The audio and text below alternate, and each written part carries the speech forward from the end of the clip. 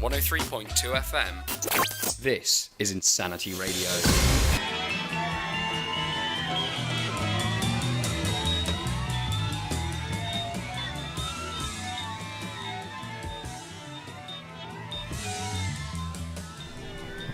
Good afternoon, ladies and gentlemen. Welcome to Student's Guide to the Galaxy. Disclaimer, this show, while trying to stay as factually accurate as possible, is for entertainment purposes. The roles portrayed here are fake, and we're in fact a couple of physics students with a deep interest, but not always understanding of physics. So, all information may not be 100% accurate. However, when possible, we'll list the sources. Feel free to contact us at studentsgalaxyguide@gmail.com.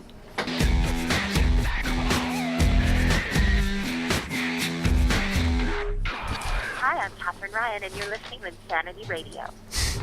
That was Supermassive Black Hole by Muse. I am Martin. And I'm Ryan. And we're here to bring you random tidbits of information in physics throughout the week. So, Ryan, what do you got for me? Today we're talking about exoplanets. Oh yeah? What are they then? They are a planet which is outside our solar system. Exo meaning outside. Right. And so there's two types that we found. Theorized, because we can't actually see rogue planets. Rogue planets, like I said, are planets that orbit, that have no orbiting stars, so they're just flying through space. Maybe been flung off of a neighbouring star. As you do. Yep. When two throwaway planets. Well, when two star systems collide, you get weird amounts of gravity, which flings it off in random directions. Fair enough. So what makes it different from just an arbitrary hunk of rock flying through space? Well, planets are defined to have a certain size. That's why Pluto is no longer a planet, and also Pluto's still a planet. in our hearts. In our hearts. They are defined to have a core which is sustaining as well. So like a molten core, like we've got, so volcanoes and all manner of weird stuff happening. Yeah. Okay, so have we found any recently, or? Well, there is actually a second type of planet, which is planets that orbit stars, and we found a good few of them recently. Oh yeah, any cool ones? Yeah, quite a few cool ones. For example, we've got a star called. A planet called, if I can find it here, Kepler 16b, which is actually a real-life Tatooine. Every morning it rises to two suns, and every night two suns set in the sky. And it's not in a galaxy far, far away? No, it's in a galaxy quite close. Fair enough. Any other ones? So apart from Tatooine, we've got Hoth? Yes. We do, really? Coincidentally, we do. We've got one of the first cold super-Earth planets. Let's break that down. Cold because it's away from the habitable zone where water can exist. Right. Super Earth because it's not a gas giant, but it's not a small rocket planet. It's almost Earth, but it's about 5 times bigger. So pretty big. Yeah, pretty big. Right. It was the first one that was found, and it was nicknamed Hoth when it's found. Its real name is a mouthful. It's OGLE 2005 BLG 390. I prefer Hoth. Yeah. Hoth is a better name. It is. So any kind of prospects for these, or are we just going to look at them through telescopes?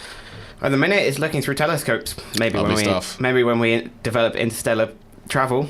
But on that note, we've also found 2 exoplanets which would cause disruption to the markets. What? Well, there's a planet called SS Carney, which is entirely comprised, or mostly comprised, of diamonds and graphite. Oh, okay. So if we found interstellar travel, we could travel there, and the price of diamonds would drop ridiculously. Right. Okay. So Swarovski want us to stay here then? Probably for now. And also, there's a planet with a slightly better name, HATP7b. It's not much better. Yeah, it's getting there, but it's a cool planet because the wind carries not just clouds, but also rubies and sapphires. So a normal rain would rain gems. Just like gemstones? Gemstones, yeah. So an umbrella wouldn't be very helpful then? Nah, it goes right through. Oh dear, right, okay. Somebody get me a metal umbrella and I'll maybe be fine. And a bucket to catch them in. Of course. Got to sell them, got to make some money somehow. So anything else on exoplanets we got? Not at the minute. But we're finding a lot, and we'll talk about it in a bit. Alright, cool. Sources for that, if you want to look them up, on the NASA.gov website, on SpaceRef and Space.com. Okay, Thank you, Ryan. 103.2 FM. Insanity Radio.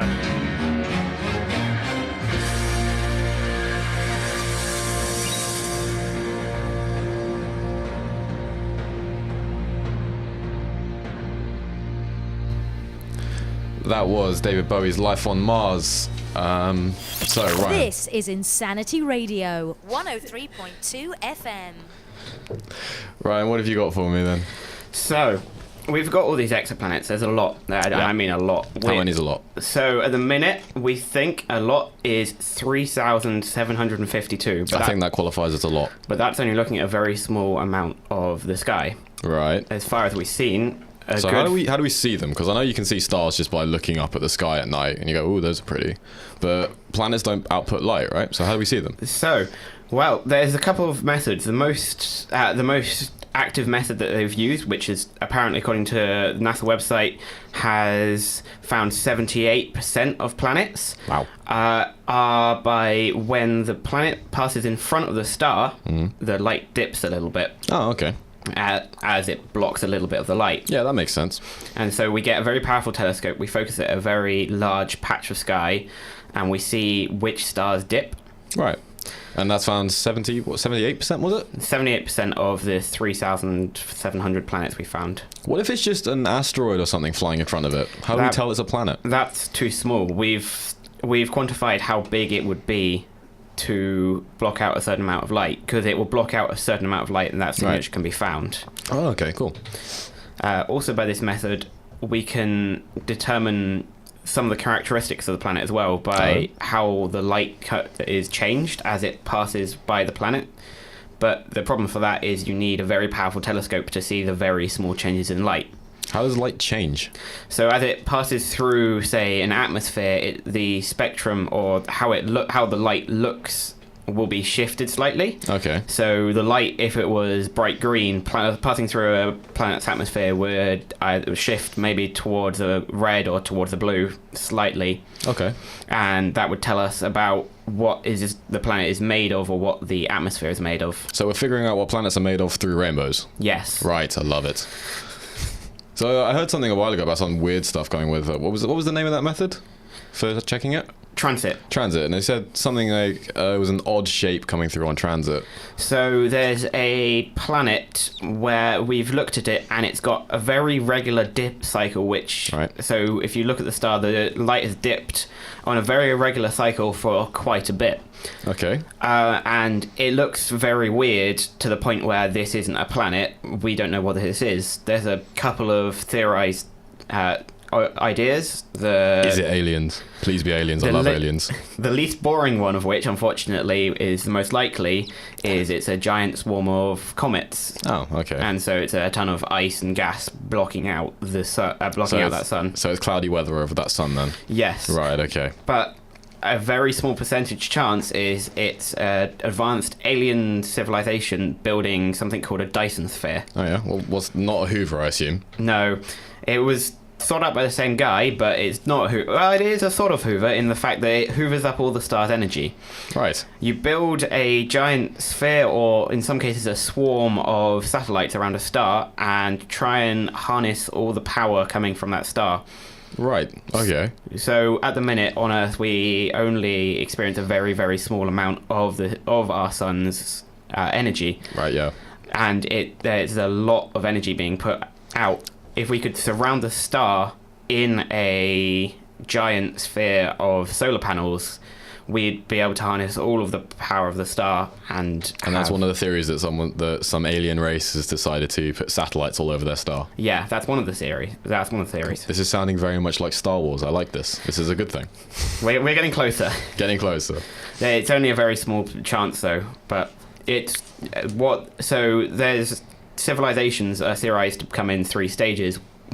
Stage 1 is when they have harnessed all of the energy on their planet, which we're getting very close to. Right. Stage 2 is when they've harnessed all the power of their star, which is what they would be trying to do if they do exist. And then stage 3 is harnessing the power of most of the galaxy. Just harnessing the galaxy? Harnessing the galaxy. The entire galaxy. Controlling the galaxy. That's ridiculous, and you sound like Emperor Palpatine. Right. Coming up next, we have Stairway to Heaven by Led Zeppelin. Thanks for listening.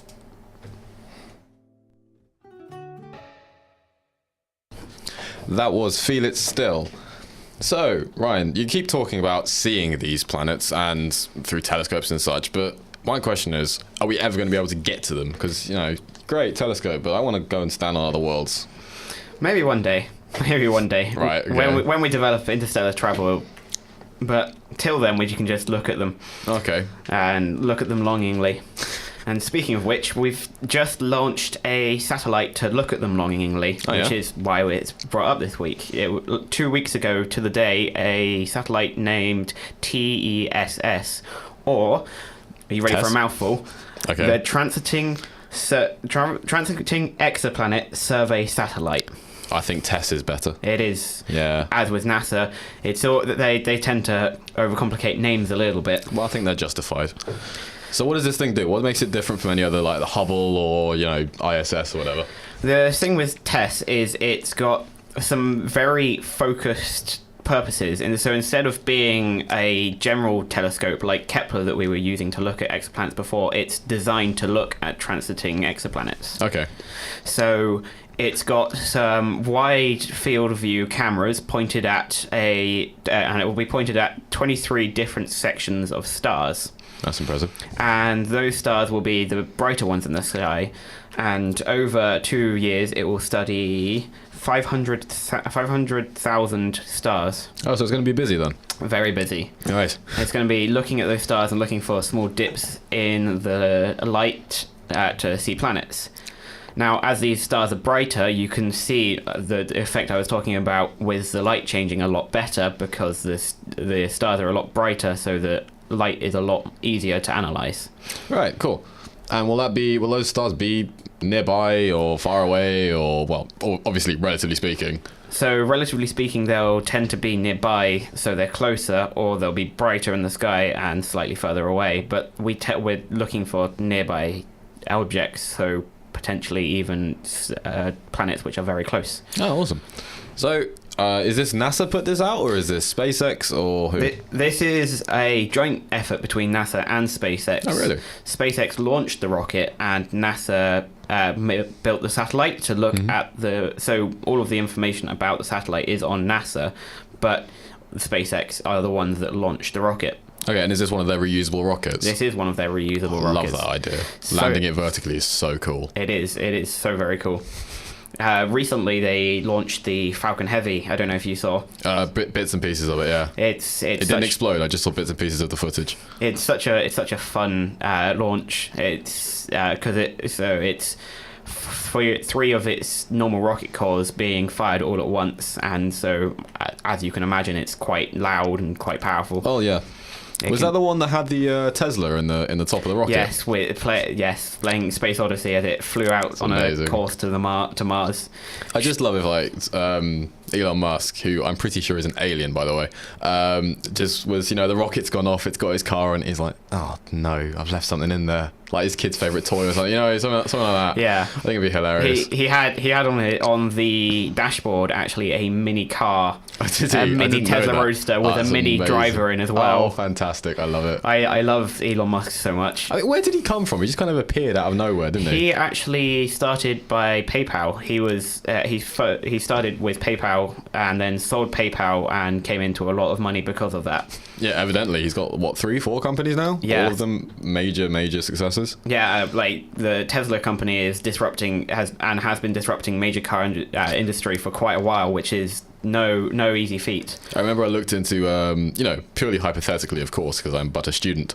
I looked into buying a Tesla Roadster, like seeing what the wait time would be, and it's something like 18 to 20 months before, like, you put down your money, and then 18 to 20 months later, you maybe get one if you're lucky.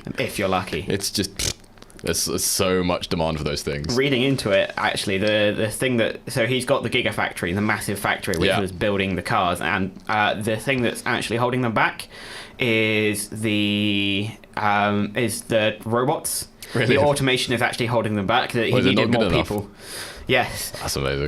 So the fact is that there's so many intricate working parts that all work together that he hasn't figured out, or they haven't figured out entirely how to automate all of that, and so currently humans are faster than the robots that are putting together the cars. As it should be. Humans, robot overlords, you can wait away for a few years. I don't want Terminator happening, personally. But yeah, so have you got any more launches from SpaceX coming up, or is that it done for a while? I think that's... I honestly don't know at the minute. But, fair enough. Yeah, no, but speaking about the Tess satellite, the one that they launched, so saying that it will study 500,000 stars. Yeah, that's a lot. That's a lot, and from that it theorized it will find 3,000 planets, which about 500 of them will be Earth-sized and in the terrestrial zone. So awesome. 500 more planets, which could potentially suit life. And do you reckon, like, as a purely as a hypothetical kind of guess, do you think we'll ever end up on those planets? Like, as a species, not obviously about me and you, but as a species, do you think we'll ever end up there? I think we might. I think the thing about space travel is you can do it. You can do it without traveling faster than the speed of light if you've got something that constantly accelerates you. Right. So if you have a constant acceleration, you'll get up to a high percentage of the speed of light. Then you get halfway through, you turn your rocket ship around, and you start accelerating back towards it. Right. So that for normal, you start accelerating away from it. Sorry. That looks like it's going to take a while, but because of a pesky thing called relativity... No, we're not. I don't want to get into relativity. That makes my head hurt. But for you, it will only be about 50 years, whereas for everyone else, it will be something like 3,000 years or something as you head towards it. So you'll get there, much like Interstellar. You'll get there, but everyone else on Earth will have been long gone. Oh, Interstellar, what a film! And very science accurate as well, which is very rare. They got in scientists to help write it and do everything like that. I think that's amazing and should be done more in cinema. I mean, aside from the last scene, but we don't talk about inside gloss over that. We don't talk about the Tesseract. Just gloss over that. Anyway, up next we have Black Betty by Ram Jam.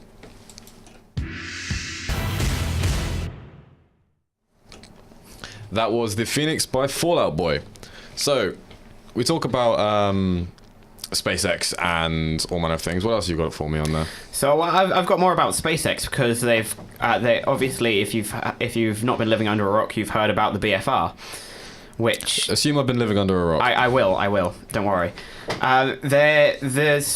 SpaceX announced a massive rocket which will take us to Mars. Right. And they are working on a massive rocket which has got, I believe, 28 cores, whereas the normal one has normal one, don't quote me on this, has 9, and this one has 28. 28 rockets. Right, so over 3 times the power. Yeah, it's a huge rocket. Yeah.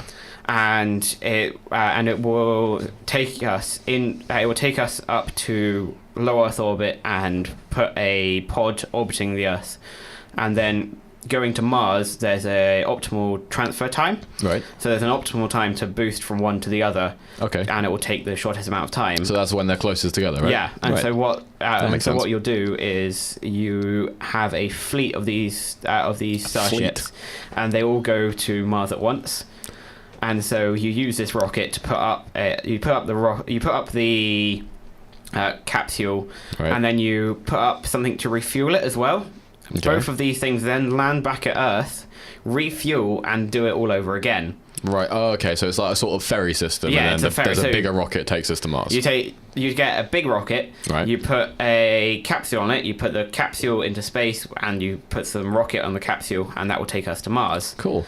And you get a fleet of these, and you send them to Mars when it's time. I love the idea of a fleet of vehicles all owned by Elon Musk. Like, what's the odds that he's going to become the king of Mars? I'm betting that one day he's going to flick a switch, and all of the Teslas are just going to turn evil. Yeah, something like that. Is it correct that he was beaming internet to Mars, or was that a myth? I honestly haven't heard that one. I think I heard it was something to do with the connection to the probes on Mars's surface and drones, and he was beaming like decent speed internet. It's really frustrating because it was better internet on Mars than there was at my house at one point. That's brilliant. It was really, really depressing. Although your house's internet is probably a lot better for ping. You know what? You're not wrong. So, following that, if we got colonizing Mars in the future, you reckon it'll happen? I hope so. I would like to be a multiplanetary species, like Elon says. It would be nice if something goes wrong with the Earth, we have somewhere else to It's not looking survive. brilliant, is it? No, it's not. There's some other uses for the BFR as well that he's What you got? What you got? suggested. We've got flying to anywhere in the world in under half an hour. That'll be helpful. That would be helpful, and going slightly through space, and then also a planned mission to take tourists to the moon. Tourism on the moon, ladies and gentlemen. That's what we're going to be having in the next few years. You can quote Ryan on that. You can. So we're gonna. So this travel in an hour, because that would be like. Yeah, it says under half an hour. Half an hour. Excuse me. Would that be the kind of enter low orbit and then fall back down? Yeah, it's go on the rocket, go have a short hop to somewhere, and then land and get put back on the rocket and rinse and repeat. Brilliant. This reminds me, there was a theoretical experiment someone made. It was like you could get to anywhere in the planet in 40 minutes and 20 seconds or something by digging tunnels. And it was that's his next plan of action. Yeah, with it's his boring burrow company through the planet. If you fell down the tunnel, then the gravity would pull you up, and then by the time you got to your destination, then it would be 40 minutes to journey anywhere. That's great. But obviously that involves drilling through the planet, which is not amazing and kind of a bad idea. But yeah, so thank you very much for listening, ladies and gentlemen. This has been Student's Guide to the Galaxy. And yeah, any final words, Ryan? Well, if you want, you can contact us at studentsgalaxyguide@gmail.com. All right, thank you very much.